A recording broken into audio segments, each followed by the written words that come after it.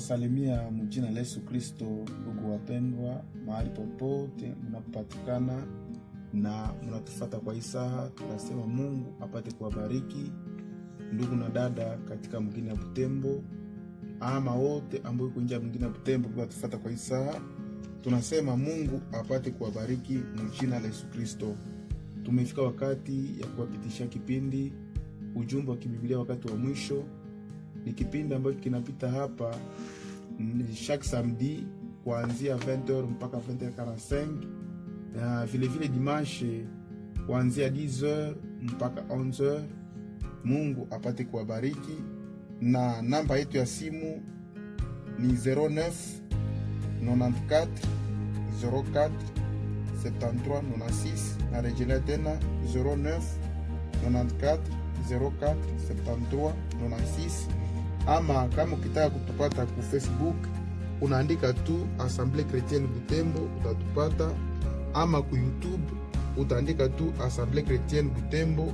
Pale vile vile utapata mahubiri yetu ambao tuko tunawahubiri ndugu wapendwa.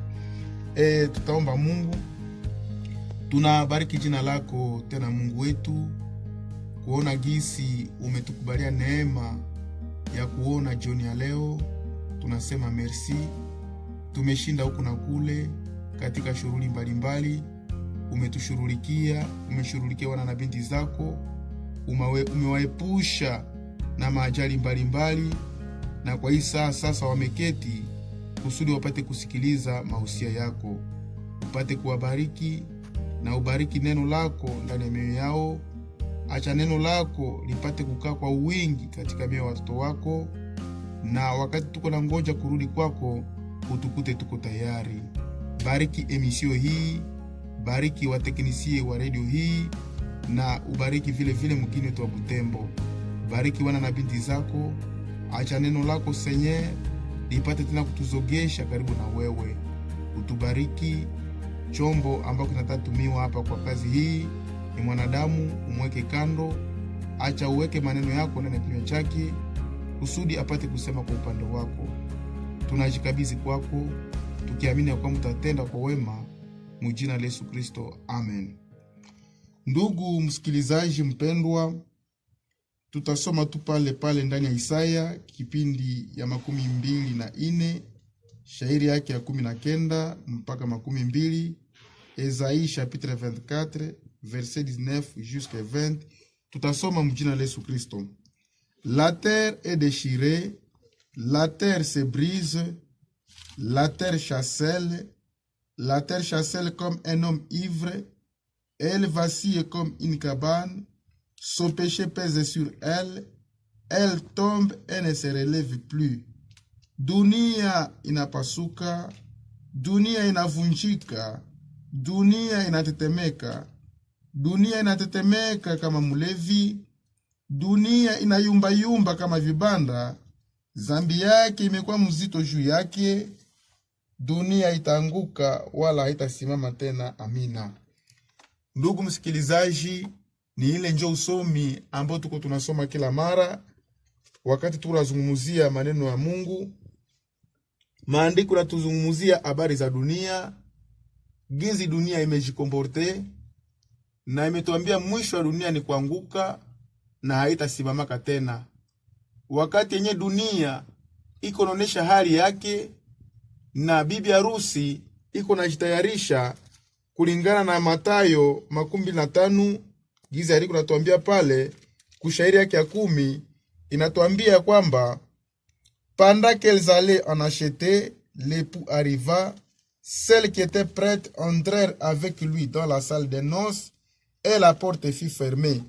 Plus tard, les autres vierges vinrent et dirent: Seigneur, Seigneur, ouvre-nous.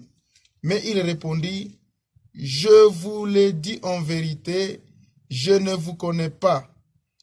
Wakati walikuwa wakenda kununua, bwana harusi akafika, na wao ambao walikuwa tayari wakaingia mchumba cha harusi, na mulango ukafungwa.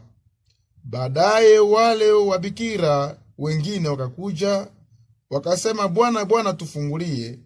Akasema: kweli nawaambia ninyi, siwajui. Verset 13. Veillez donc, puisque vous ne savez ni le jour ni l'heure. Amen. Kesheni basi, sababu hamjui siku ama saa. Amina. Wakati yenye dunia iko naonesha hali yake, iko naonesha kuyumba, vitu vimeharibika, corruption partout, suire partout. Bibi harusi yeye kwa upande wake iko anajitayarisha akimungoja bwana harusi, sababu tuko na ngoja kuja kwa pili kwa Bwana wetu Yesu Kristo. Atakuja kuchukua bibi harusi mwenye iko tayari, atakuja kuchukua bibi harusi mwenye ametengenezwa kwa neno la kweli. Mungu abarikwe sana. Wakati yenye tuko na ngoja bwana harusi, Yesu Kristo anatupatia ikoseye ndani ya Luc chapitre 21. Jésus anatupatia ikoseye mu Luc chapitre 21 verset 34. Anatuonya hivi, ndugu mpendwa: prenez garde à vous-même, de crainte que vos cœurs ne s'apesantissent par les excès du manger et du boire, et par les soucis de la vie, et que ce jour ne vienne sur vous à l'improviste. Anasema basi fanyeni angalisho kwenye wenyewe, na mujangalie sana mioyo yenu isije kulemewa kupitia ulafi na ulevi, na kupitia vile masumbuko ya maisha, kusudi ile siku isikuje kwenyu kwa shtula. Amina. Tukeshe sana, tujangalisi wenyewe, tuishi ndani ya utakaso. Kila mtoto wa Mungu anapaswa tembea ndani ya utakaso. Mbele nirudilie andiko, acha tena nikamate hii ambayo inakuja kuroho, ambayo inazungumza kuhusu ile habari ndani ya waraka wa kwanza wa Yohana kipindi yake ya 3 shairi ya kwanza. Andiko nasema hivi: voyez que l'amour le Père nous a témoigné pour que nous soyons appelés enfants de Dieu, et nous le sommes. Si le monde ne nous connaît pas, c'est qu'il ne l'a pas connu. Muone ni mapendo namna gani tulioshuhudiwa na Baba, tupate kuitwa wana wa Mungu, na sisi tuko wana wa Mungu. Kama dunia haitujui, ni ya kwamba haikumjua vile. Bien-aimés, nous sommes maintenant enfants de Dieu, et ce que nous serons n'a pas encore été manifesté. Mais nous savons que lorsque cela sera manifesté, nous serons semblables à lui, parce que nous le verrons tel qu'il est. Wapenzi, tuko sasa watoto wa Mungu, na kila ambacho tutakuwa hakiaonekana bado, lakini tunajua wakati atakapoonekana tutamfanana, sababu tutamuona gisi alivyo. Ku verset 3: quiconque a cette espérance à lui se purifie comme lui-même est pur. Yeyote mwenye kuna itumaini ndani yake anajitakasa. Mungu abarikwe sana. Kila mtu mwenye kuna ngoja ujio wa pili wa Bwana wetu Yesu Kristo anapashwa vivre ndani ya sanctification, anapashwa ishi ndani ya utakaso. Na ile utakaso tunaipokea kupitia neno la kweli, ile maombi ya kikuhani ambayo Bwana wetu Yesu Kristo alifanya ndani ya Jean chapitre 17 verset 17. Anasema uwatakase kwa neno, uwatakase kwa kweli, sababu neno lako ni kweli. Ni kusema neno la Mungu la kweli njo inatakasaka. Yesu Kristo ndani ya Jean chapitre 15 verset 3 anasema vous êtes déjà purs par les paroles que je vous ai annoncées. Mumekwisha kuwa safi kupitia maneno ambayo niko ninawaambia. Ni kusema neno la Mungu la kweli njo liko natakasa. Mbali ya neno la Mungu hakuna utakaso. Njo nasikia Biblia inasema kwamba atajiletea mwenyewe kanisa la utukufu, pasipo taka, pasipo kikunjo, na pasipo lawama yote ya zambi, lakini atajiletea kanisa safi. Mungu abarikwe sana, ambayo imetakaswa kupitia maji ya neno. Ile njo kanisa ambayo Bwana wetu Yesu Kristo iko anajitayarisha mwenyewe. Yeyote mwenye iko na ile tumaini ndani yake anajitakasa. Unajitakasa kwa uchafu wa mwili, unajitakasa kwa uchafu wa roho, ukitimiliza wokovu katika sanctification. Mungu abarikwe sana.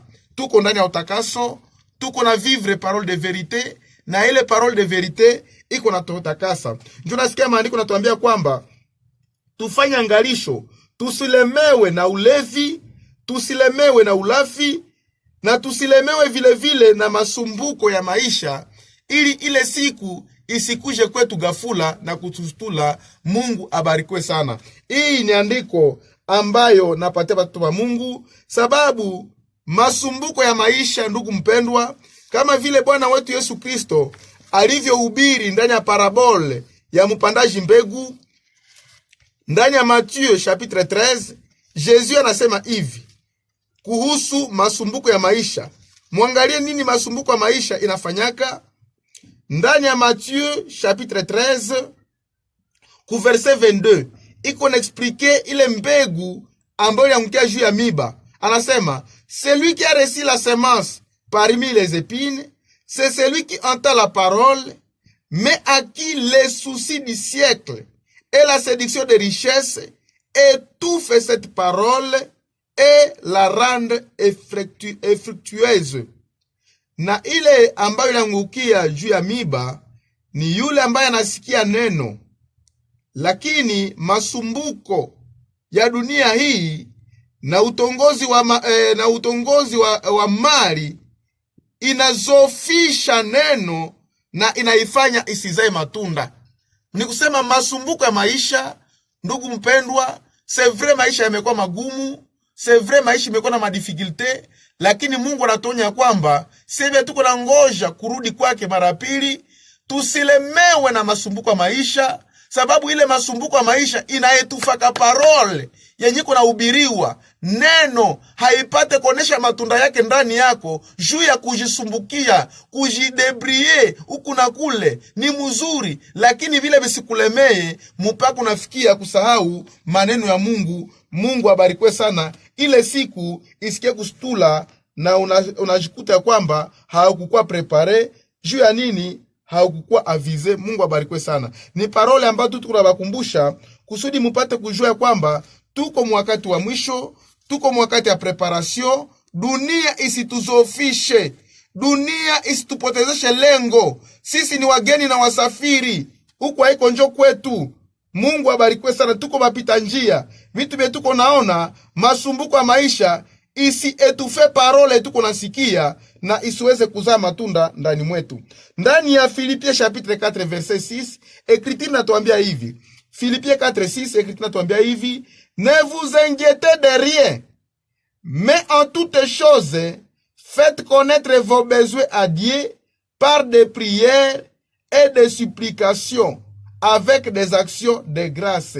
Anasema musizisumbue na chochote, lakini katika maneno yote mujulishe mahitaji yenu Mungu kwa maombi, kwa kusihi na kwa kushukuru. Hii ni neno ya Mungu, ndugu wapendwa, tunaposha ikamata vile. Maandiko nasema tusijisumbushe na chochote. Kwa sisi wenyewe hatuwezi jiwezea kitu, lakini nasema mahitaji yetu tuijulishe Mungu kupitia maombi, kupitia kushukuru na kupitia kusihi. Ni neno ya Mungu. Watoto wa Mungu muikamate, ni vile njoo binaposha kuwa. Ndani ya 1 Timothée chapitre 6, 1 Timothée 6 verset 7, Écriture nasema hivi. 1 Timothée 6 verset 7, ni rappele tu mbele tuingie ndani na somo. Verset 7 nasema hivi, 1 Timothée 6 7, car nous n'avons rien apporté dans le monde et il est évident que nous n'en pouvons rien emporter. Sababu hatukukia na kitu katika dunia, na ni kweli hatutatusha ndani kitu chochote. Si donc nous avons la nourriture et les vêtements, cela nous suffira. Kama tuko na chakula na mavazi, ili natutosha. Mais ceux qui veulent s'enrichir tombent dans la tentation, dans les pièges et dans beaucoup de désirs insensés et pernicieux qui plongent les hommes dans la ruine et dans la perdition. Car l'amour de l'argent est une racine de tout le monde, et quelques-uns en état possédés se sont égarés loin de la foi et se sont jetés eux-mêmes dans bien de tourments. Mungu atusaidie sana. Lakini Wao ambao wanatamani kujitajirisha wanaangukia ndani ya majaribu mengi na ndani ya mitego na ndani ya tamaa mingi za upumbafu, na watu wengi wameingia ndani ya anguko na ndani ya upotevu, sababu upendo wa pesa ni shina ya mabaya, na wamoja wakikwisha kushikwa na hayo wamejitenga na imani na wamejitupa wao wenyewe ndani ya mateso mengi. Mungu abarikwe sana. Ili parole de Dieu tunaposha ikamata vile gisi inaandikwa ndani ya Matthieu chapitre 6 verset 25. Jésus anatonya hivi. Matthieu 6 verset 25. Jésus anatonya hivi ku verset 25. Tukamate hata vile ndio verset 5. C'est pourquoi je vous dis, ne vous inquiétez pas pour votre vie, de ce que vous mangerez, ni pour votre corps, de quoi vous serez vêtus. La vie n'est-elle pas plus que la nourriture, et le corps plus que les vêtements? Njo maana nawambia, musijisumbushe kuhusu maisha yenu, mutakula nini, ama kuhusu mwili yenu, mutavala nini. Maisha si bora kuliko chakula, na mwili zaidi kuliko mavazi. Regardez les oiseaux du ciel, ils ne sèment ni ne moissonnent, et ils n'amassent rien dans les greniers, et votre Père céleste les nourrit. Ne valez-vous pas beaucoup plus que? Mwangalie ndege za anga, wao hawapandi wala hawavuni, hawaweki katika gala, lakini Baba yenu aliye mbinguni anawalisha. Je, ninyi si wadamani kuliko ndege za anga? Qui de vous, par des inquiétudes, peut ajouter une coudée à la durée de sa vie? Ni nani katikati yenu kupitia masumbuko ya maisha anaziongeza hata urefu kidogo juu ya maisha yake? Et pourquoi vous inquiétez au sujet du vêtement? Considérez comment croissent les lits des champs, ils ne travaillent ni ne filent. Kwa nini basi mnasumbukia kuhusu mavazi? Mwangalie yungi ya shambani, hayatumiki ama hayasokoti. Cependant, je vous le dis, que Salomon même, dans toute sa gloire, n'a pas été vêtu comme les deux. Na Salomon hata katika utukufu wake wote hakuvikwa kama mmoja wao. Si Dieu revêt ainsi l'herbe des champs, qui existe aujourd'hui et qui demain sera jeté au four, ne vous vêtira-t-il pas à plus forte raison, gens de peu de foi? Kama Mungu anavikaka majani ya shamba, Mungu anavika maua, mara ngapi hata tuvika? Kama Mungu analishaka ndege, mara ngapi hata tulisha? Anasema ninyi watu wa imani ndogo. Ni problemu ya imani ndugu. Mungu apate kukomalisha imani yetu, tupate kusezir yenye Mungu anatupatia. Mungu abarikwe sana. Lakini kupitia masumbuko ya maisha, iko nafikia kuetufe parole de Dieu ndani yetu, isifikie kuzaa matunda. Tuache kazi Mungu. Jésus ndio alisema tukuje kwake na mizigo mizito yenye natulemea, na atatupatia pumziko. C'est vrai, dunia imelewa, dunia imeyumba, lakini kupitia eforo zetu wapendwa, hatutafaa chochote. Lakini kupitia ile kujidebrier, kupitia ile hiki na kile, tunasahau neno ya Mungu, tunasahau maombi. Mungu atusaidie sana wapendwa katika Bwana. Confinement isiache tunasahau Mungu. Confinement isiache tunasahau prière dans nos familles. Wapendwa wasikilizaji, kwa Mungu natufata, prions le Seigneur. Tuoneshe Mungu mahitaji yetu katika maombi, les actions de grâce, na katika kushukuru, les supplications dans les maisons des affaires de Dieu. Inapaswa kwa un lieu ya nyimbo. Tunashukuru Mungu katika nyimbo, tunamuomba, tunamuonesha mahitaji mbalimbali, sababu pasipo yeye hatuweza za kitu. Tukijibebesha mizigo yenye sisi wenyewe hatutaweza, tutajiingiza ndani ya masusi de siècle yenye Jésus alisema ndani ya Matthieu 13 verset yake verset inasema kwamba iko na étouffer parole kusudi siweze kuonesha matunda yake. Na wakati ile siku itakuja, tukiwa ndani ya ile hali, itatustua Mungu atusaidie sana. Épouse de Jésus Christ haiko naendelea ku ritme ya dunia, lakini épouse de Jésus Christ iko mu preparation. Mungu atusaidie sana. Wa ndugu wasikilizaji, nilisikia kwanza nianze kupitia hii onyo kidogo, mbele tuendelee. Niliona ni ya muhimu sana. Dunia imeyumba yumba, dunia imezofika, dunia ile eta ya wakati wa Sodoma na Gomora, ile eta ya wakati ya Loti. Watu walijokipe na kujenga, watu walijokipe na kuoa na kuolewa, watu walijokipe na maprogre, lakini walisahau yengine upande ya kwamba Noa iko anajenga safina. Kujenga sio mubaya, kuoa kuolewa sio mubaya, lakini tufanye vile vyote tukikumbuka nini ni mapenzi ya Mungu. Ili fwa tu tunajokipe na vile na tunasahau preparation yetu. Ndugu mpendwa, ile siku itakuja na kutustula na tutajikuta tukukua prepare, tutajikuta tunabakia. Ndugu wapendwa, c'est pourquoi Biblia inasema kwamba katika maneno yote tujulishe Mungu mahitaji yetu katika maombi, katika kusihi na katika ma action de grâce. C'est pourquoi nilipenda ni barapele frère bien-aimé, nous sommes des chrétiens, tout comme période ya préparation, confinement haizuize préparation, nous sommes toujours dans la préparation. Dans nos maisons, frères et sœurs, watoto wa Mungu, tusisahau ya kwamba tunaposha julisha Mungu mahitaji yetu ndani ya maombi, ndani ya kushukuru na ndani ya kusihi. Mungu awabariki.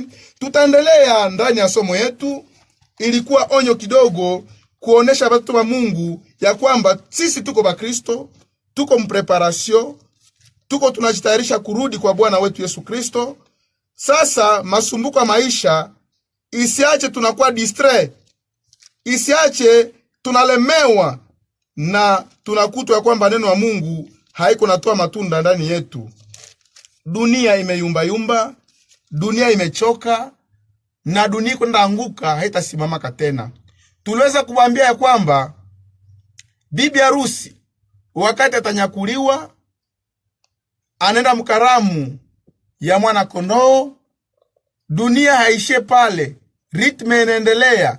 Munyama atapewa, shetani atapatia munyama trone yake, na wakati amempatia trone yake ni kusema ule antikriste, mwana wa upotevu, yule mtu wa uovu anakuwa sasa pale munyama, wakati yenye shetani amejinkarne ndani yake. Mungu abarikwe sana. Na niliweza kuambia kwamba hata nza misio yake maroma pale pale, sababu kutakuwa 144,000 tribus d'Israël venye batakuwa bado hawaya kwa sele. C'est pourquoi ndani ya Apocalypse chapitre 7 malaika ka crier d'une voix forte kuzuiza wale ba ange bebiko sur les 4 coins de la terre, eti basifanye chochote kibaya, sababu kukingali 144,000 tribus d'Israël venye bado hawayatiwa muhuri. Nikaweza kubaelezea kuhusu Daniel chapitre 9. Turudie pale kusudi tuweze kusonga mbele kidogo. Daniel chapitre 9. Ukianza pale ku verset yake ya 24 et 23, nasikia lorsque tu as commencé à prier, la parole est sortie et je viens pour te l'annoncer, car tu es un bien-aimé. Sois attentif à la parole, y compris la vision. Wakati tu ulipoanza kuomba, neno lilikuja, nami ninakuja kukulitangazia, sababu wewe ni mpendwa. Uwe makini kwa neno na uelewe maono. Verset 24. 70 semaines ont été fixées sur ton peuple et sur ta ville sainte, pour faire cesser les transgressions et mettre fin au péché, pour expier l'iniquité, y amener la justice éternelle, pour sceller la vision et les prophètes, et pour oindre les saints des saints. Mungu abarikwe sana. Majuma 70 yamewekwa juu ya watu wako Danieli na juu ya mji wako mtakatifu, kusudi kupata ukomesha makosa na zambi na kufanya ondoleo ya maovu na kuleta haki ya milele na kutia muhuri ono na nabii na kupakaa pahali patakatifu patakatifu. Mungu abarikwe sana. Ile ni si but ya Daniele, ya Gabrieli kwa Danieli. Kuverse yake ya 25 inaonesha kwamba sache-le donc et comprends, depuis le moment où la parole a annoncé que Jérusalem sera rebâtie jusqu'à loin, au conducteur, il y a 7 semaines, dont 62 semaines, les places et les fossés seront rétablis, mais à des temps fâcheux. Ujue basi na uelewe, tangia wakati ambapo neno ilitolewa ya kwamba Yerusalema itajengwa tena mpaka Masia, kwa yule mwongozi kutakuwa majuma 7 na majuma 62, nafasi na shimo zitatengenezwa tena upya, lakini itakuwa kwa wakati mgumu. Après les 62 semaines, un nouveau sera retranché et il n'aura pas de successeur. Le peuple des chefs qui viendra détruira la ville et le sanctuaire, et sa fin arrivera comme par une inondation. Il est arrêté que les dévastations dureront jusqu'au terme de la guerre. Baada ya majuma 62, mupakali watakatiliwa mbali, naye hatakuwa tena na wakukuya kumkomboa. Watu wa mkubwa takuja na kuharibu muji na pali patakatifu, na itafika kama vile kwa gafula, na ile maharibifu yatakuwa mpaka vita. Il fera une solide alliance avec plusieurs pendant une semaine, et durant la moitié de la semaine, il fera cesser les sacrifices et l'offrande. Le dévastateur commettra les choses les plus abominables, jusqu'à ce que la ruine et ce qui a été résolu fondent sur les dévastateurs. Atafanya agano la nguvu pamoja na wengi kwa muda wa juma moja, na kwa nusu ya juma ataivunja kwa nusu ya juma, na atakomesha sadaka na zabihu, na huyu mtenda mabaya atatenda mambo mabaya zaidi, na mwisho wake itakuwa uharibifu. Mungu abarikwe sana. Nikutaka bambia abref ya kwamba ima juma 70 ama 70 semaines de Daniel ziliwekwa pale juu ya taifa la Danieli ambayo ni Israeli, vile vile juu ya mji mtakatifu ambayo ni Yerusalema.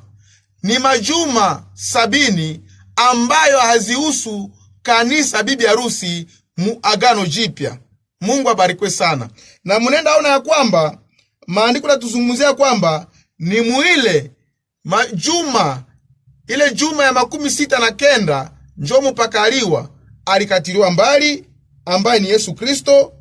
Na unenda sikia maandiko nazungumza juu ya taifa ya mkubwa atakaye kuja na atabomoa muji na pahali patakatifu. Hii sehemu nayo vile vile ilikuwa akombri ku mwaka wa 17 baada ya Yesu Kristo, na jemadari wa Kirumi na jeshi yake ambaye ni Titus balikia bakazingira Jerusalem. Nishaka baelezea ile habari hapa, na hakukukua sorti ama Andre jusqu'à ce que kila kitu kilikosa kuhusu chakula na kadhalika, akaingia na akachinja na kadhalika. Hii vile vile ishakuwa akombli. Sasa maandiko natuambia kwamba atafanya agano la nguvu na wengi ya juma moja. Ni kusema baada kanisa bibi harusi kunyakuliwa, kuna bakia tena juma moja. Ni vile njo maandiko inavipanga. Kuna bakia juma moja ambayo ni miaka 7, na kumwanzo ya ile juma munyama atafanya agano ya miaka 7. Ninaweza kuambia kwamba Bwana wetu Yesu Kristo pale Golgotha hakufanya agano ya miaka 7, lakini agano ambayo Bwana wetu Yesu Kristo alifanya pale Golgotha ni agano la milele, conformément na Hébreux chapitre 13 verset 20. Écriture nasema ile jambo, Hébreux chapitre 13 verset 20, que le Dieu de paix qui a ramené d'entre les morts le grand pasteur de brebis, par le sang d'une alliance éternelle, notre Seigneur Jésus. Mungu wa salama ambaye alileta toka wafu mchungaji mkubwa wa kondoo kupitia damu ya agano la milele, ile ndio natafuta pale, ile damu yenye limwanga Golgota, yenye Bwana wetu Yesu Kristo alimwanga, ile agano ambayo alifanya nasi kwa njia ya damu yake, ni agano la milele. Haiko agano ya miaka 7, lakini agano ambayo mnyama atafanya baada ya kunyakuliwa ni agano ya miaka 7, na ni agano ambayo atafanya avec plusieurs multitudes, na watu wengi, plusieurs gouvernements, plusieurs pays et plusieurs religions. Dini nyingi na inji nyingi watasaini mkataba wa amani, na ile mkataba wa amani itakuwa par rapport na Jerusalem. Mungu atusaidie sana. Hii maandiko yatatimia muwakati wake. Na niliweza kubambia ya kwamba hataanza kazi mara moja papo hapo, sababu 144,000 tribus d'Israël watakuwa hawaya kwa converti. Ile voile de Moïse yenye nazungumuziwa ndani ya 2 Corinthiens chapitre 3 itakuwa ikingali juu yabo, sababu ile voile itaondolewa wakati yenye batajikonvertiri ku Bwana wetu Yesu Kristo. Wakati Bwana wetu Yesu Kristo atajifunua kwao, njo mwile wakati, njo ile kitambaa ambacho mpaka sai wanaposoma kitabu cha Musa hawaelewe, ni sababu kitambaa iko juu yabo. Wakati watakuwa prêcher conformément na Apocalypse chapitre 11, écriture na tuzungumzia hivi ndani Apocalypse chapitre 11 verset 3. Je donnerai à mes deux témoins le pouvoir de prophétiser, revêtus de sac, pendant 1260 jours. Mungu abarikwe sana. Nitawapatia washuhuda wangu wawili uwezo wa kutabiri, wakiwa wamevikwa na gunia kwa muda wa masiku 1260. Ce sont les deux oliviers et les deux chandeliers qui se tiennent devant le Seigneur de la terre. Wao ni mizabibu miwili na vinara viwili ambao wamesimama mbele ya Bwana wa dunia. Si quelqu'un veut leur faire du mal, du feu sort de leur bouche et dévore leurs ennemis. Et si quelqu'un veut leur faire du mal, il faut qu'il soit tué de cette manière. Kama mtu anataka kuwafanya vibaya, moto inatoka katika vinywa vyao na kumeza adui zao. Na kama mtu anataka kuwafanya vibaya, inaomba auawe mwile namuna. Ils ont le pouvoir de fermer le ciel afin qu'il ne tombe point de pluie pendant les jours de leur prophétie, et ils ont le pouvoir de changer les eaux en sang et de frapper la terre de toute espèce de plaie chaque fois qu'ils le voudront. Wao wana uwezo ya kufunga mbingu ili mvua isinyeshe wakati wako wanafanya unabii wao. Wana vile vile uwezo ya kupiga inji na kila aina ya mapigo wakati wao wanataka. Quand ils auront achevé leur témoignage, la bête qui monte de l'abîme leur fera la guerre, elle les vaincra et les tuera.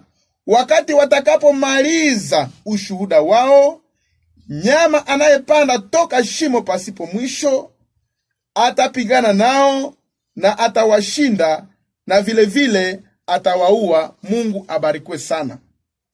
Ni kusema, ndugu msikilizaji, washuhuda wawili, les deux témoins, les deux chandeliers, les deux oliviers, venye wanasimama devant le Seigneur de la terre, watakuwa ndani ya huduma yao. Ile huduma yao itakuwa ya 1260 jours, na wakati watakapomaliza ile huduma yao, njo vile vile sasa munyama anafanya kazi. Unaenda sikia ku verse ya 6, maandiko nasema ya kwamba wana uwezo ya kusimamisha mvua isinyeshe muda wote ya unabii yao, wala vile vile wana uwezo ya kubadilisha maji yawe damu na kupiga dunia kwa aina yote ya mapigo wakati wanapotaka. Mungu abarikwe sana. Na mnajua kazi ambayo itarafanyika kule na roho ya Elia, vile vile na roho ya Musa, conformément na verset 6.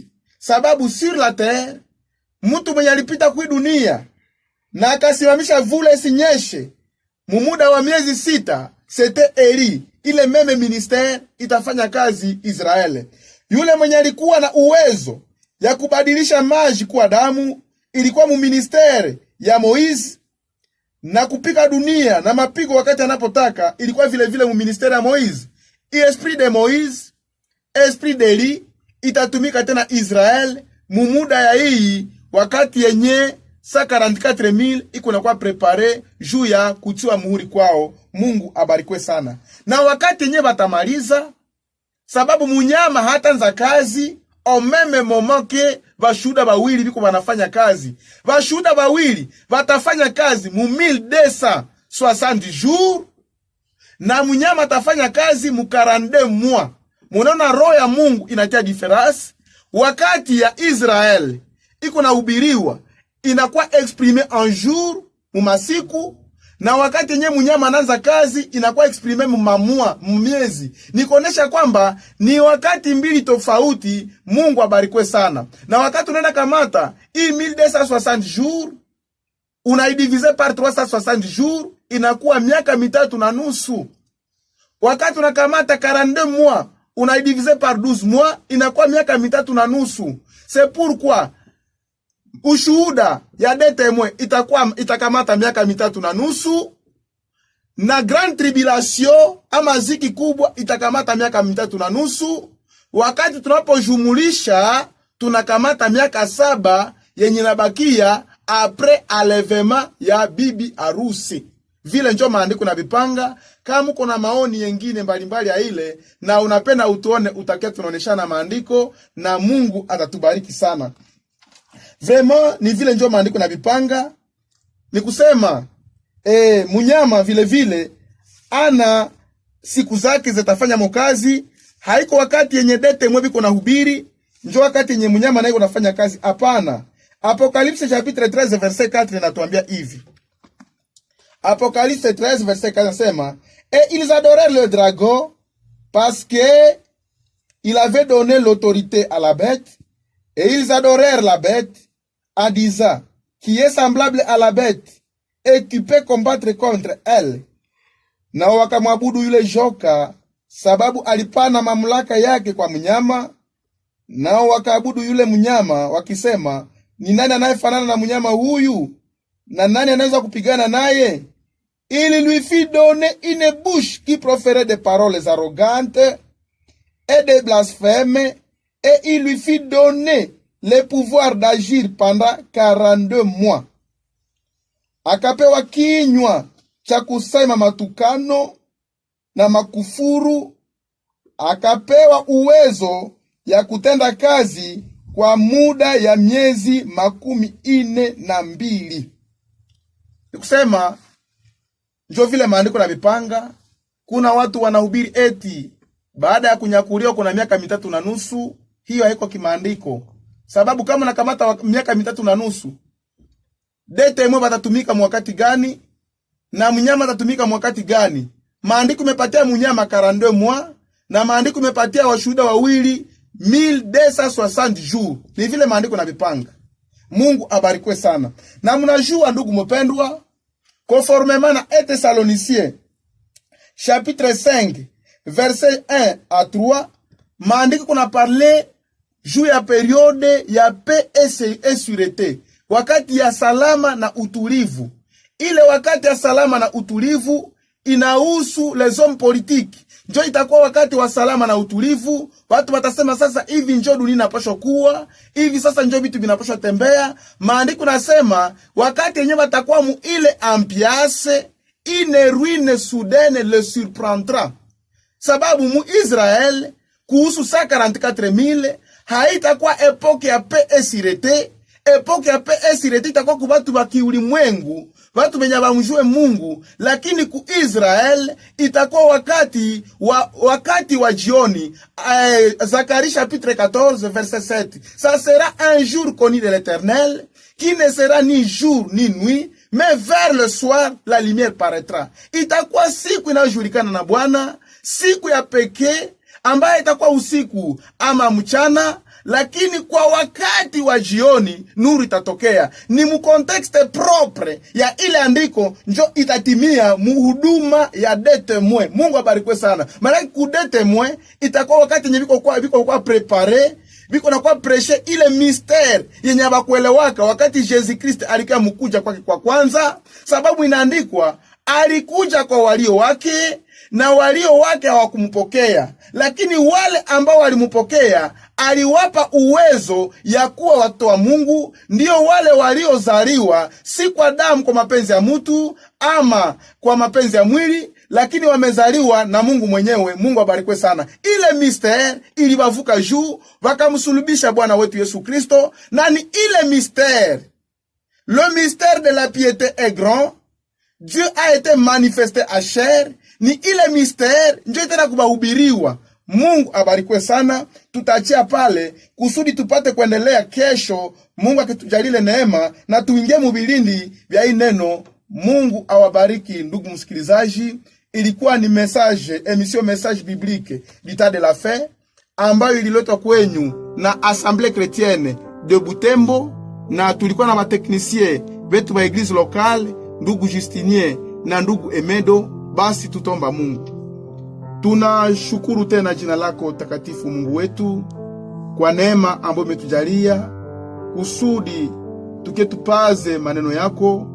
Tumesikia kwamba tunaishi wakati ya matayarisho, wakati ambayo hayombe tukue distrait, tuzofishwe na susi de siècle, masumbuka maisha, kusudi hayo masumbuka maisha isikuye na kuzofisha neno la Mungu ndani yetu.